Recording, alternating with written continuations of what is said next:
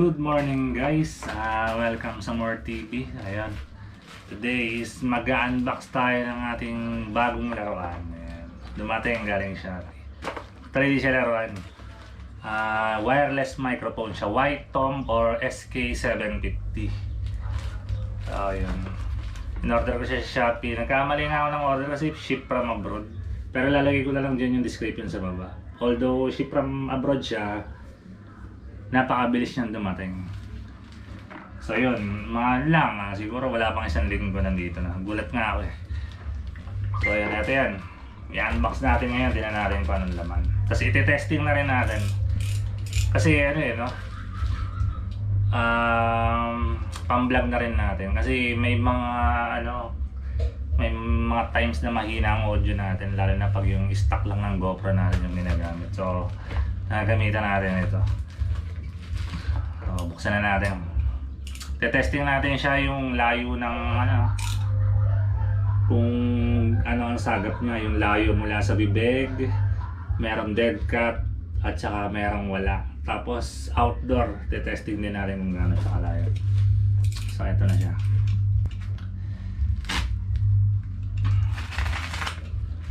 Kasi baka dumating yung time na may interviewin tayo. O kahit walang interviewin, simpleng gala lang. Mas maganda yung may mic para mas malinaw yung audio. Nakakaya naman sa mga viewers natin. Ginusto mo yan eh. So ayan. Ang ganda naman yung packaging nga, may naka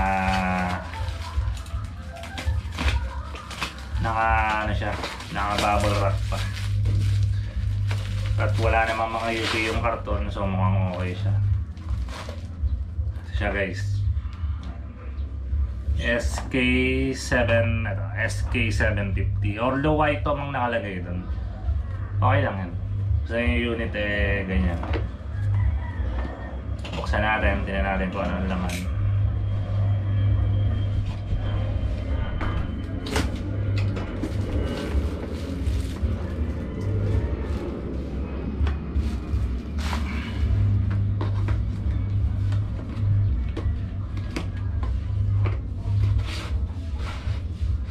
Ang in-order ko guys, itong yung may isang receiver at may dalawang transmitter. Ito na siya, ayan guys. Maliit lang siya, parang malaki lang siya tingnan. So yung for reference, ayan yung palad ko. Ito siya. So ano nasa box? Tingnan natin ha. Okay. Ayun, ito. Unahin muna natin itong receiver. Ayan guys. Receiver. Sana malinaw. No? Ayan. Malalaman nyo kung yung receiver. Ito siya. Tapos, anong meron sa kanya is ito. Meron siyang headphone jack for monitoring siya.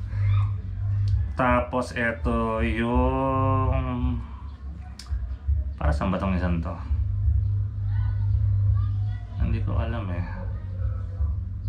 Ito yata yung for music. Kung lalagyan mo ng background yung audio. So ayan, meron pang cover yung yung screen ito. Screen protector. Okay. Ito na. Tapos meron siyang dalawang mic. Ayan.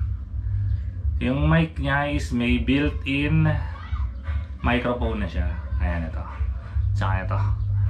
Tapos meron siyang ito for kung ayaw nyong ito yung gamitin na meron siyang microphone sa lavalier yung may wired na. Okay. Pwede siyang gamitan nun. Tapos itong music, pwede niya talagyan ng background yan. So yun. Tapos may clip siya. Ayan. Mukhang okay naman yung pagkaka-plastic niya. Although malutong siya, Ayan. Pero tingin ko matibay naman. Ayan, dalawa siya, dalawa. Ayan, dalawa. Ayan. So ito yung ilalagay niyo sa device nyo, either cellphone or digital camera. So sa case ko, GoPro siya. Hero 8. Tetestingin natin mamaya. Okay.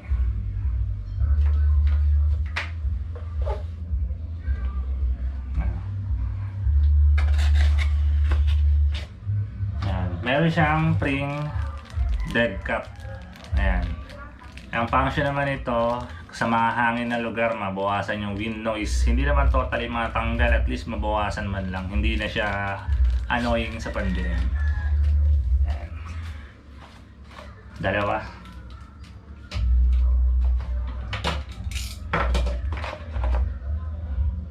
Eto na guys. Eto, hindi baka dito kayo malito, no? May dalawa rin siyang wire. Dito kayo titingnan sa ano niya, sa ring niya o sa stripe niya. Pag dalawang stripe katulad nito dalawa sa dalawa, eto pang digital camera or pang action camera. Ayan. Ang ipapasok nyo sa receiver is yung dalawang katulad dito kasi ito dalawa sa tatlo to So ito ipapasok nyo sa receiver at itong tatlo sa cellphone nyo. Kaya lang hindi lahat ng cellphone is pwede. So paano siya magiging pwede? Magda-download lang kayo ng open camera. Kung sakaling hindi man lang gumana sa cellphone nyo, mag-download kayo ng open camera para gumana tong mic na to sa cellphone nyo. Just in case lang naman hindi gumana sa default camera nyo. Okay. Ano pang kasama? Ito ang maganda rito. Itong USB. Yan, USB na may tatlong output type C. So isang ulo lang, mas maganda gamitan nyo ng yung matataas na amperahe. Kasi tatlo yung susuplayan niya So pagka mahinang amperahe ng charger ang ginamit, tagal mag-charge siya. So ayan. At saka manual na in-check. Pero may English din, may kagandahan niya, may part na English siya. So ayun lang naman. Okay. Ayun lang. Okay, so testing na natin. Testing natin. So, paano gamitin to? Siyempre, on natin to. At saka yung mismong nyo. So, on muna natin. Tingnan natin.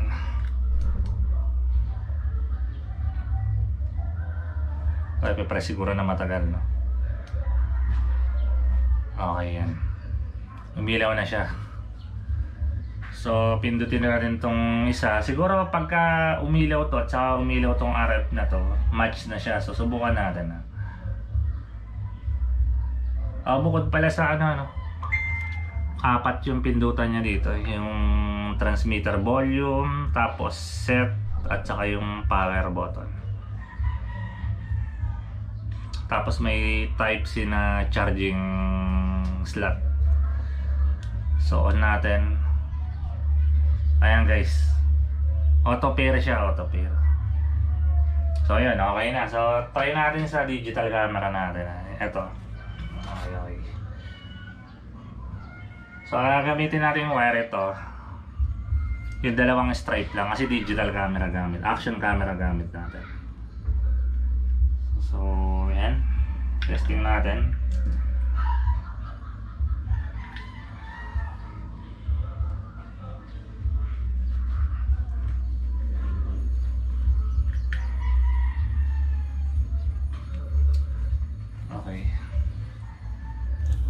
Okay guys, eto na yung eto na yung sound galing sa sa SK750 or Y-Tomb na wireless mic. So ayan, mga 1 to 2 inches sa bibig ko. Ayan, kamusta yung sound? Wala pang dead cut yan. So, lalagyan natin ng dead cut mamaya. Subukan natin ilayo. Ayan. Mga siguro 8 inches mula sa aking bibig. Test mic 1, 2, 1, 2. So, ibaba natin. Siguro mga 1.5 feet. So, kamusta ang sound? 1, 2, 3, 1, 2, 3. Test mic. 1, 2, 3. So, ayan. At subukan natin lapag rito. Ayan. Kasi ano to no? Ang ano kasi nito, function para minsan pwede tayo mag-interview. So, kung nakita nyo yung sa pobreng vlogger, nakaganyan, malayo lang, ang lakas ng tunog eh. Ewan ko lang to comment down below. Ayan, so minsan nakaganyan nga lang. Ayan, test mic 1, 2, 1, 2. Ayan, malayo siya sa akin. So, kamusta yung tunog? I-clip naman natin dito. Mas mamaya lagyan natin ng dead cut. Ayan, test mic 1, 2, 1, 2. Ayan, nakakabit siya sa atin. So, kamusta ang tunog? Okay ba? Ayan, okay. So, sana okay yung audio. Try natin, play ko muna. Baka mamaya salita ako ng salita rito. Hindi pala pumapasok yung audio natin. Testing natin. Pakinggan ko muna. Okay guys. Okay guys, try naman natin lalagyan ng dead cut. Tingnan natin kung ano yung quality ng voice pag may dead cut. Parang mas okay ito. Subukan natin. So, ano lang naman to. Kukonect lang naman to sa loob.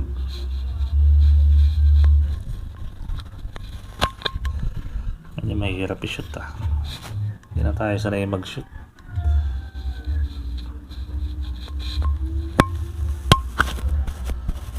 Ayan. Okay. So, may dead cut na siya. Okay. Testing na natin. Siguro, ayan yan. Mga 2 inches sa bibig ko. Test mic 1, 2, 3, 1, 2, 3. Ayan, okay. Layo natin ng konti. Mga 6 inches. Test mic 1, 2, 3. 1, 2, 3. Testing natin. Pag naririnig nyo yung tap ko, ibig sabihin na ito gumagana yan. So, sana itong layo pa natin. Mga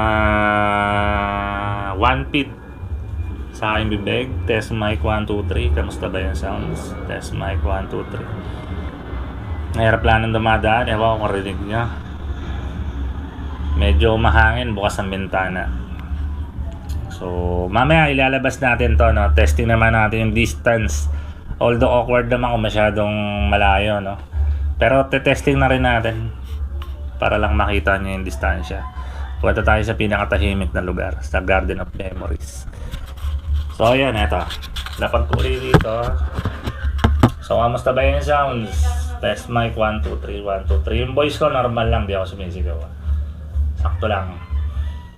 Test mic 1, 2, 3. Testing naman natin ng naka-clip.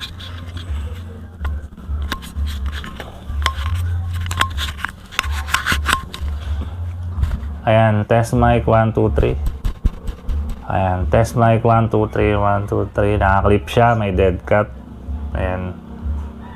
So, yan. Testing ko rin to sa cellphone Tingnan ko kung hindi na niya kailangan ng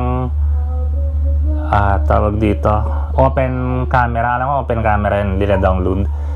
Tingnan natin sa default camera kung pasok yung audio niya. Pag hindi, so da-download tayo ng open camera. Okay.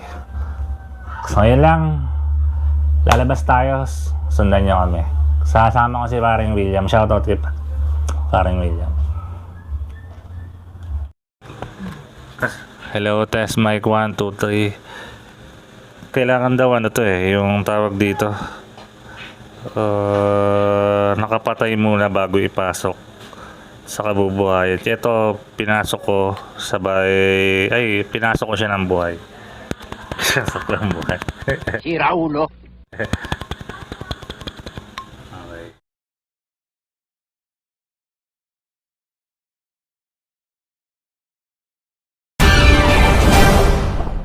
Good afternoon mga Kamor TV. Ayun Andito tayo sa pinakatahimik na lugar ngayon dito sa Garden of Memories. Ipagpapatuloy lang natin yung testing natin dito sa White Tom or SK750 kung gaano kalayo yung distansya. Although sa pagbablog naman hindi naman kailangan masyadong malayo. Mga 10 meters okay na yun. Pero tatry natin yung capacity na itong itong White Tom. So ito kasama natin si paring William. Ayan. At saka yung kanyang panganay na lalaki. Okay, sige. Tatry natin lalagay natin itong earphone. I-monitor niya tayo kung naririnig pa niya tayo. Pre, pagka pagka naririnig mo pa ako ganito Sige, sige pre. Tapos pagka hindi na ganyan na. Sige. Tapos pagka pagka putol-putol ganito. Sige, sige.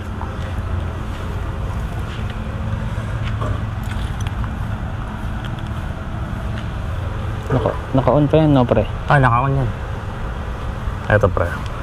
Kaso, di makita sa monitor, pipindutin lang yun.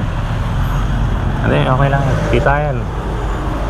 Yung Pinaka niya. Nag-i-sleep kasi yung yan. Ayan yan. Ayan, naka-ano yun. Rinig mo ka pre?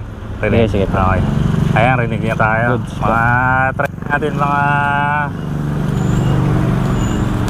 siguro mga 10 meters muna, 10 meters. Kaya pre? Goods Ayos. goods pa. So, ng 20 meters. Ayan. Pre, pwede kang pwede sumabay sa pagsasalita. Sige, sige Para pre. malaman natin kung kinalalabasan pagka magkasabay tayo nagsasalita. Sige pre.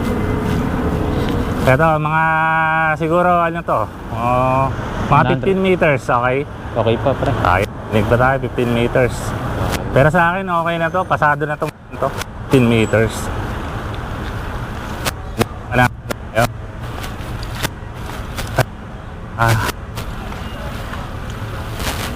Okay pa, pre? Okay pa pre.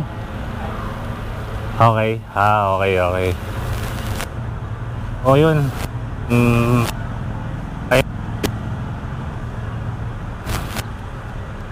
Buti binigyan kami medyo magandang pa tayong konti.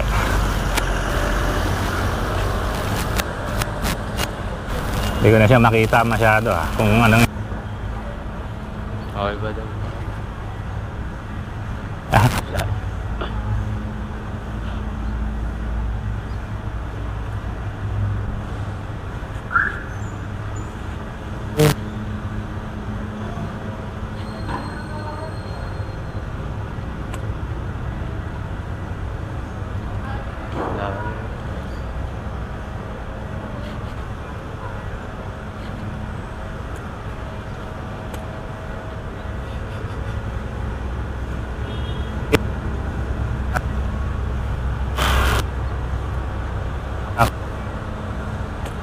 siguro pipit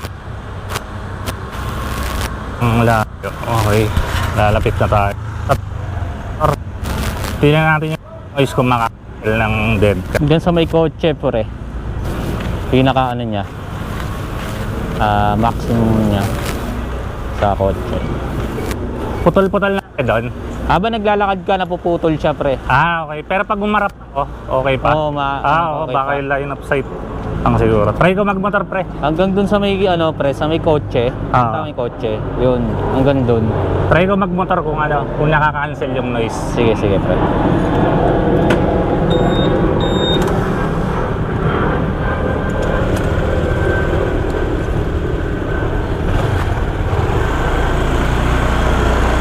Ayan guys, nagmamotor ako. Try ko kung makaka-cancel yung wind noise.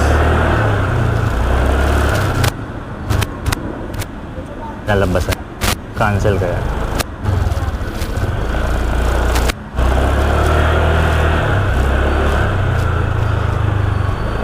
Okay pre, goods yung niya. Maingay? Hindi. Hindi maingay. Naririnig ko nga yung ng mo. Yeah, okay. Yung hangin hindi halata. Hindi.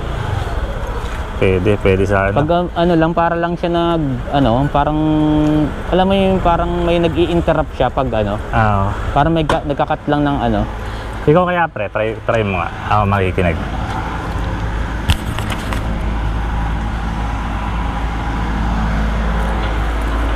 Kaya naka-helmet na pala ako.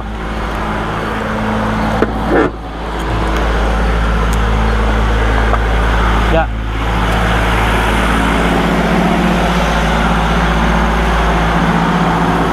Salita ka nga, pre. Okay pre, naririnig mo? Ayos, ayos. Tingnan natin yung wind noise kung makakancel. Tingnan natin kung pwede pang... Salita ka, pre.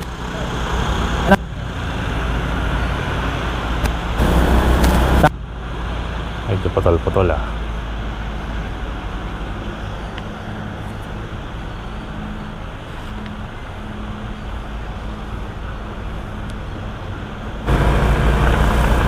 Choppy.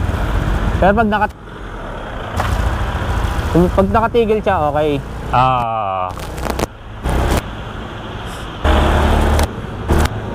Pag nakatigil, okay eh, no? Parang siya nagki-click siya, parang may click siyang konti. Pag umaandar. Oo. Pag umaandar, medyo napuputol. Pagka medyo malayo ka na, pero Oo. pagka malapit. Pag huminto ka, bigla siyang biglang umu-okay. Okay na siguro. Pwede na yan.